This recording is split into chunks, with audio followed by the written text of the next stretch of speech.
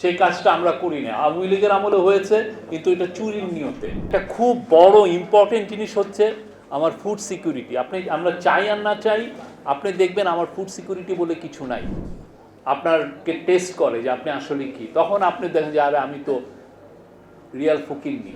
গত 3 দশক ধরে ওদের ফোকাসটা ছিল যে না আমার প্রসপ্যারিটি আসবে সার্ভিস ইকোনমিতে, আমি সার্ভিসে এক্সপান্ড করি, তাহলে আমার ওইখানে কিন্তু সত্যিকার অর্থে আপনার অ্যাজ এ ন্যাশন আপনার ট্রু এক্সটেন্টটা ডিপেন্ড করে আপনি ম্যানুফ্যাকচারিংয়ে কতটা পারদর্শী।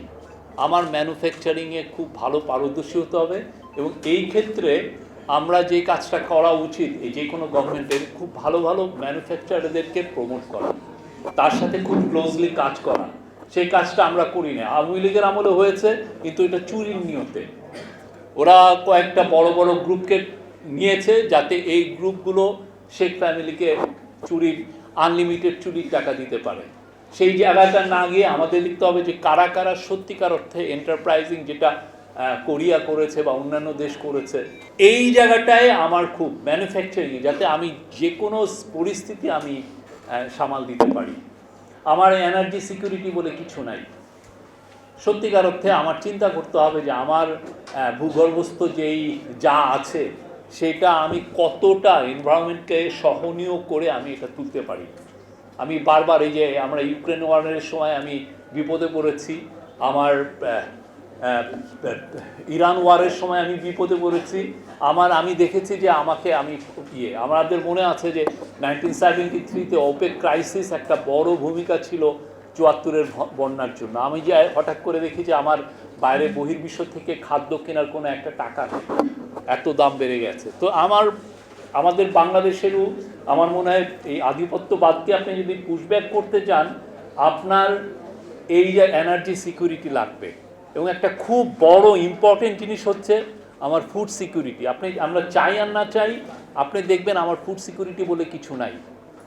আমি ফার্টিলাইজারে আমার অবস্থা খুব খারাপ, এবং আমার ফুড সিকিউরিটিতে আমি দিনকে দিন এত বেশি গ্রামগুলোতে এত বেশি মানুষ আমার ফার্টাইল ল্যান্ডগুলোকে ইউজ করে বাড়ি বানাচ্ছে। আমি ওয়ার্ল্ডের one of the biggest net importer of food importer হয়ে বসে আছি।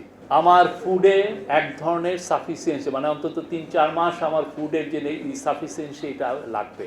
আমরা যখনই ডিসরাপ্ট হয়, এখন দেখেন আমি ফার্টিলাইজারের দাম বেড়ে গেছে, ফুডের দাম বেড়ে গেছে, এবং আমার ইকোনমি একদম এক্সপোজ হয়ে আমি এই সমস্ত সময়ই ওয়ার্ল্ডের মোড়লরা আপনাকে এক্সপ্লয়েট করে, আপনাকে টেস্ট করে যে আপনি আসলে কি। তখন আপনি দেখেন যে আরে আমি তো রিয়াল ফকিন্নি, আমার কিছু করার নাই।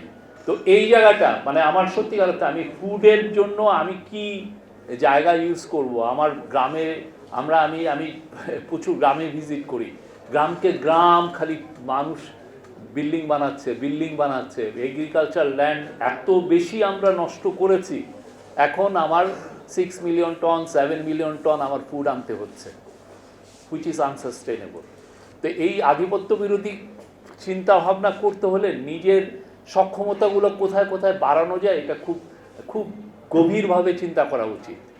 Food security, fertiliser security, tech security, energy security, এই প্রত্যেকটা জিনিস আমাদের নতুন করে ভাবা উচিত। আর আমি বাট আমাদের সবচেয়ে বড় সম্পদ, আমরা নতুন একটা জেনারেশন পেয়েছি, জেনজি বা আরও পরের জেনারেশন। তারা জানে বাংলাদেশকে কিভাবে ঠিক পথে রাখতে হয়, এবং তারা জুলাই এটা দেখিয়েছে।